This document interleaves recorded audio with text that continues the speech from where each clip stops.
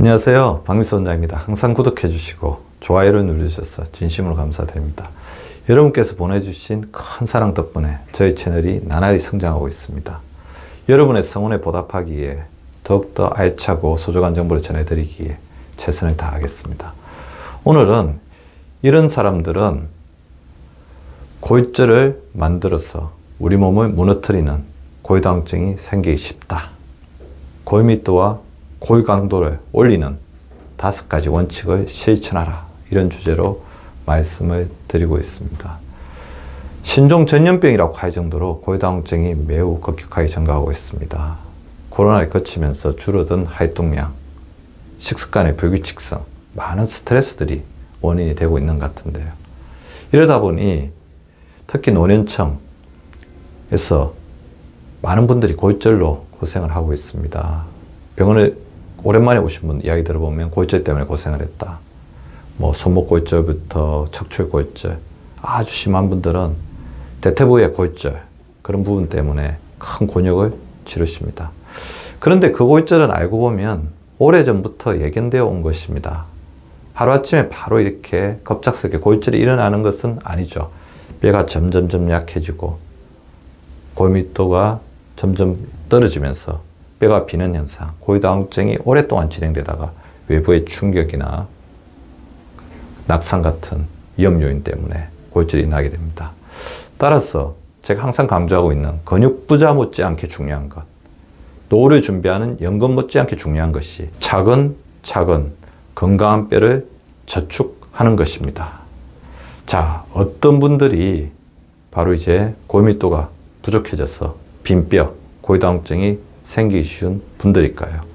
첫 번째로 칼슘이나 마그네슘 섭취가 부족하신 분들이죠. 우유나 콩이나 해조류, 그 다음에 이제 칼슘이 풍부한 음식들을 잘 섭취하지 않고, 이분들의 식사 특징을 보게 되면 아침을 거르거나 인스턴트 음식으로 식사를 이렇게 때운다고 그러죠. 때우시는 분들이 굉장히 많습니다. 건강한 식사를 하지 않게 되면 당연히 뼈에 들어가는 필수적인 무기질, 미네랄이 부족하면서 고위당증이 생기기 쉽습니다.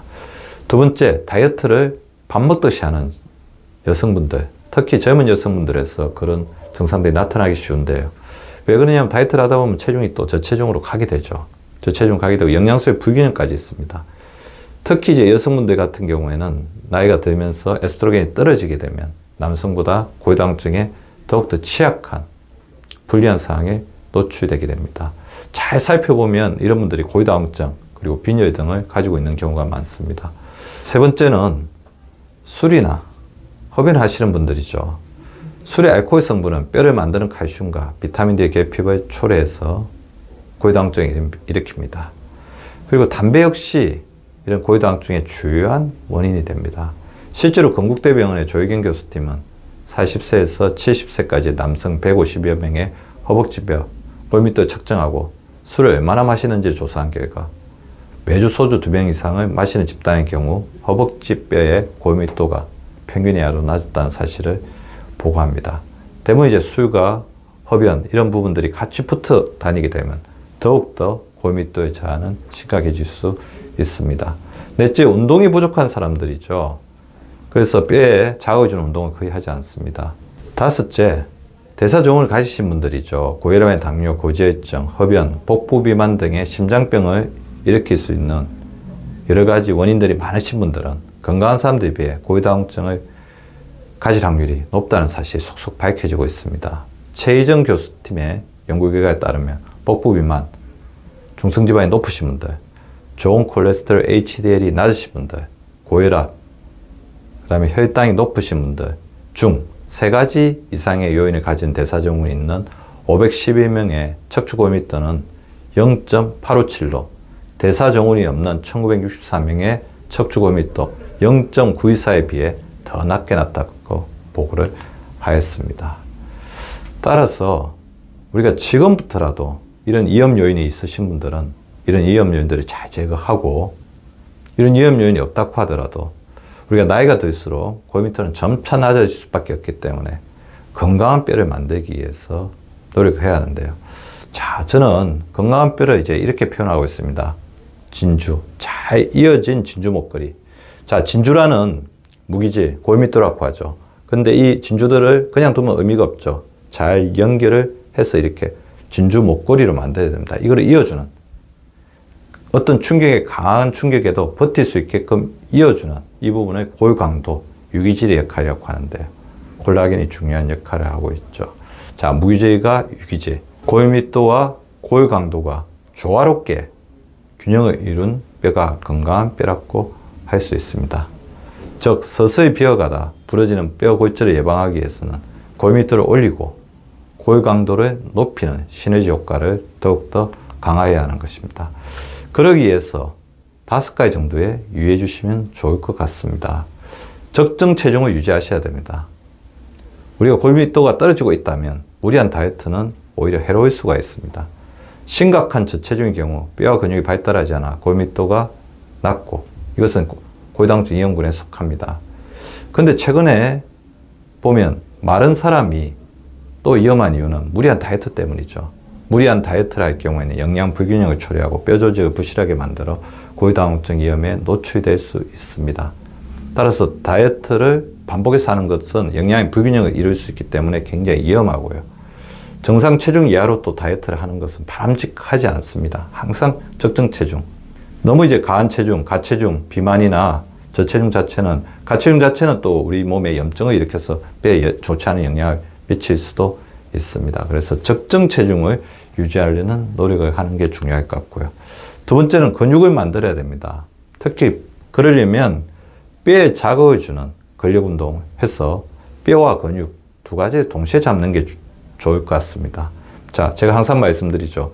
근육을 도와주는 것은 뼈가 든든하게 자리 잡고 있어야지 근육이 잘 생성이 될 수 있고요. 또 근육이 풍부해야지 뼈도 마음 놓고 이 자기가 받는 충격들을 근육과 나눠 가지면서 오히려 이제 튼튼하게 형성이 되고 골절로부터 자기를 지킬 수 있는 것입니다.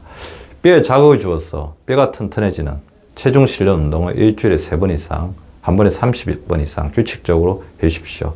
뼈가 튼튼해지는 운동으로는 걷기, 계단 오르기, 뛰기, 줄넘기, 농구, 축구, 배드민턴, 탁구 등의 각종 구기 종목이 있습니다. 하지만 고지당증이 있으신 분들은 또 운동할 때 주의를 하셔야 되죠. 무리한 운동을 하다가 낙상을 하게 되면 또 그것 자체가 골절로 이어질 수 있습니다. 따라서 무리하지 않게 운동을 하되, 운동은 필수입니다. 꾸준한 근력 운동으로 근육의 힘을 키워주면 이 근육이 우리 뼈를 지켜주고요. 또 유산소 운동을 하면서 민첩성과 균형성을 키우게 되면 중년 이후에 우리가 낙상하는 것을 막아주게 됩니다. 그래서 즐겁게, 적절하게 부상을 방지하지 않으면서 가지 않게 규칙적으로 운동하는 것이 뼈를 지켜주는 최고의 운동법이라고 할 수 있습니다. 세 번째, 호르몬 관리를 잘하는 게 중요합니다. 뼈를 지켜주는 대표적인 호르몬 2가지가 있습니다. 비타민 D, 성장 호르몬이죠. 비타민 D는 낮에 햇빛을 받았을 때 형성되면서 칼슘을 우리 몸에 풍부하게 흡수할 수 있게 도와주어서 뼈에 중요한 무기질 성분을 잘 보충해주는 역할을 하는 것입니다. 시간 날 때마다 낮에 햇빛을 받는 게 굉장히 중요하고요. 성장 호르몬은 골밀도를 올려주고 뼈를 튼튼하게 재생시키는 핵심적인 역할을 합니다. 밤에 깊은 잠을, 불을 끄고 숙면을 취하는 게 굉장히 중요하겠죠. 하루 7시간에서 8시간 정도의 숙면을 취해 주시고요. 성장 호르몬 재료가 되는 달걀, 호박씨, 견과류 등의 단백질 성분들을 골고루 식물성과 동물성 골고루 섭취해 주시는 것이 바람직합니다. 자, 칼슘이 풍부하게 들어있는 음식들을 드시는 게 좋겠죠. 자, 칼슘이 든 음식을 규칙적으로 섭취하는 것이 뼈 건강의 핵심이라고 할 수 있는데요. 뼈채 먹는 생선, 해조류, 멸치, 미꾸라지, 배고프, 김, 미역, 두부나 콩 등의 콩류, 녹색 채소, 우유나 유제품 등에 많이 들어 있습니다. 자, 이런 음식들을 규칙적으로 잘 섭취해 주는 게 중요하고요. 또 우리가 조금 조심해야 될 음식이 있죠. 칼슘 마이너스 음식, 칼슘을 우리 몸속에서 빼는 음식, 커피나 사이다, 콜라 등의 탄산음료의 과도한 섭취는 자제하시는 것이 바람직합니다. 그리고 우리 골강도를 이렇게 좌우하는데 굉장히 중요한 성분이 있죠. 바로 콜라겐입니다. 유기질 음식에 풍부하죠. 이 콜라겐은 우리가 나이가 들면 들수록 골밀도처럼 점차 하락하면서 우리 몸에서 부족해지기 쉬운 영양 성분입니다. 그래서 콜라겐이 풍부한 음식, 그리고 콜라겐을 생성하도록 자극을 잘하는 음식을 드셔주시는 게 좋을 것 같습니다. 사골국, 닭, 생선, 달걀, 그리고 비타민C가 풍부한 감귤류 같은 어떤 과일들, 베리 종류, 마늘, 콩, 토마토, 파프리카, 잎채소 등이 콜라겐의 생성을 도와주고 촉진하는 음식들이니 잘 살펴보시고 골고루 섭취하려고 노력을 해주셔야 됩니다. 정제탄수화물은 반대로 콜라겐의 재생을 막고 콜라겐을 분해하는 그런 역할을 하게 되니 과도한 정제탄수화물, 혈당 지수가 높은 음식의 섭취는 가급적 피해 주시는 것이 바람직합니다. 자, 뼈를 튼튼하게 골밀도와 골강도를 같이 높여주는데 가장 중요한 원칙 한 가지를 말씀드리자면 우리 몸이 건강해야 뼈도 건강해진다는 것입니다. 자, 음주와 흡연은 뼈를 약하게 하므로 가급적 자제해 주시고 골밀도 검사에서 골밀도가 동년배에 비해 떨어져 있으면 절대적으로 검연하고 절주하시도록 노력해야 됩니다. 고혈당증이 위험 요인이 있는 중년이나 완경이 질환 여성은 정기적으로 골밀도 검사를 해주시는 것이 바람직할 것 같습니다. 자, 오늘은 이런 사람들은 골격을 무너뜨리는 고혈당증이 생기기 쉽다. 골밀도와 골강도를 올리는 5가지 원칙을 실천하라. 이런 주제를 말씀드렸습니다. 자, 나이가 들면서 근육부자 못지않게 뼈부자까지 같이 장착한다면 얼마나 행복한 건강저축이 되겠습니까? 우리 구독자분들 반드시 건강부자의 대열에 동참하시기를 바랍니다. 오늘도 저희 채널을 시청해 주셔서 감사드립니다. 건강한 하루, 유쾌한 하루 되시기 바랍니다. 구독과 좋아요는 박미수 박사 TV를 지속시키는 생명력입니다. 많이 구독해 주시고 좋아요를 눌러 주시기 바랍니다.